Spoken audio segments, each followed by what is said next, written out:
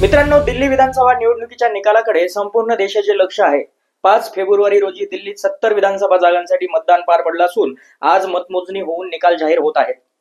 दिल्लीत 60.54% मतदान झाले होते आणि 2020च्या तुलनेत यावेळी दिल्लीत 2% कमी मतदान झालंय। निवडणुकीत 60.92% महिलांनी मतदान केले। बहुतांश एक्झिट पोलमध्ये भाजपचे सरकार स्थापनेचा अंदाज वर्तवण्यात आला आहे। मतमोजणीचे सुरुवातीचे कल हाती आले असून सत्ताधारी आप आणि भाजपामध्ये काटेकी टक्कर पाहायला मिळत आहे।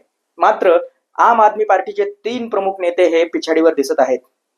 नवी दिल्ली विधानसभा निवडणुकीत अरविंद केजरीवाल यांचा पराभव झाला आहे। आम आदमी पक्षाला मोठा झटका बसला आहे। पाहूयात याविषयी सविस्तर माहिती। नमस्कार, मी सुरेश इनसाइड स्टोरीच्या या व्हिडिओमध्ये आपलं स्वागत करतो। मित्रांनो, दिल्ली विधानसभा निवडणुकीत अरविंद केजरीवाल यांना एकामागून एक धक्के बसत आहेत।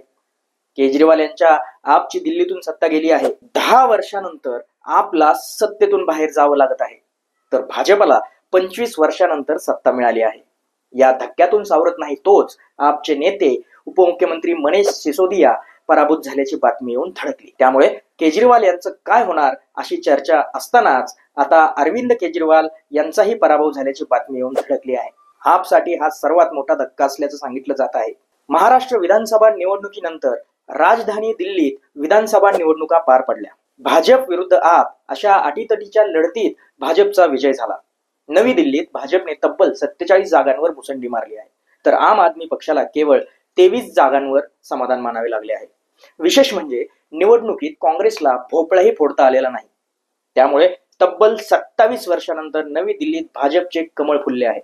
या निकालानंतर दिल्लीत भाजपची एक हाती सत्ता येणार असल्याचे निश्चित झाले आहे। दिल्ली विधानसभा निवडणुकीत अनेक दिग्गजांचा पराभव झाला आहे। दिल्लीचे माजी मुख्यमंत्री व आपचे संस्थापक अरविंद केजरीवाल हे पराभूत झाले आहेत। भाजपच्या परवेश वर्मा यांनी 3186 मतांनी केजरीवाल यांचा पराभव केला आहे। त्यामुळे आपच्या गोटात मोठा भूकंप झाला आहे।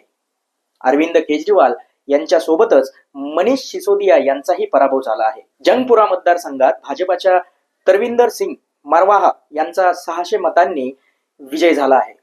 तसेच राजेंद्र नगर मतदारसंघातून आपचे दुर्गेश पाठक यांचाही पराभव झाला आहे।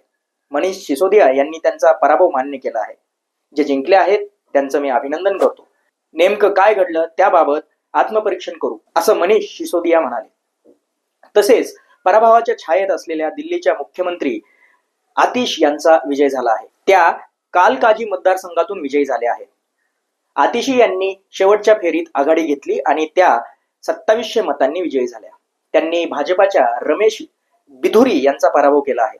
तर मालवीय नगरमधून आपच्या सोमनाथ भारती यांचाही पराभव झाला आहे। दरम्यान दिल्लीत झालेल्या या पराभवानंतर आपच्या सर्वच कार्यालयात शुकशुकाट पाहायला मिळत आहे। दिल्ली निवडणुकीत खराब कामगिरीमुळे आपने कार्यालयाला आतून टाळे ठोकले आहे। आपच्या पक्ष कार्यालयात प्रवेश बंद करण्यात आला आहे। तर दुसरीकडे भाजपाकडून जल्लोषाला सुरुवात झाली आहे। पत्रकारांशी बोलताना अण्णा हजारे यांनी सांगितले की उमेदवाराचे आचार विचार शुद्ध असणं आणि जीवन निष्कलंक असणं हे गुण उमेदवारामध्ये असतील तर मतदारांना त्यांचा विश्वास वाटतो।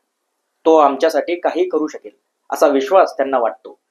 मी वारंवार सांगत होतो, पण त्यांच्या डोक्यात शिरत नव्हतं। त्यांच्या डोक्यात पैशाची सत्तेची हवा गेली, त्यामुळे त्यांचा पराभव झाला असे अण्णा हजारे म्हणाले। अशा शब्दात अण्णा हजारे यांनी आपच्या पराभवानंतर टीका केली। आपला मतदान करू नका असं आवाहनही त्यांनी केलं होतं। दिल्ली विधानसभा निवडणुकीत भाजपला अनेक वर्षांनी मोठा विजय मिळताना दिसत आहे, तर सत्ताधारी आम आदमी पक्षाला मात्र फटका बसला असून मतदारांनी त्यांच्याकडे पाठ फिरवली। भाजप 42 जागा तर आप 28 जागांवर आघाडी दिसत आहे। मात्र काँग्रेसला एकही जागा मिळालेली नाहीये। अरविंद केजरीवाल यांचे पुन्हा मुख्यमंत्री बनण्याचे स्वप्न आता भंगले असून भाजपाचा मुख्यमंत्री कोण याकडे राजधानी वासियांचे लक्ष लागले आहे। या आणि अशाच माहिती पाहण्यासाठी पाहत रहा इनसाइड स्टोरी आणि सबस्क्राइब करायला विसरू नका। नमस्कार।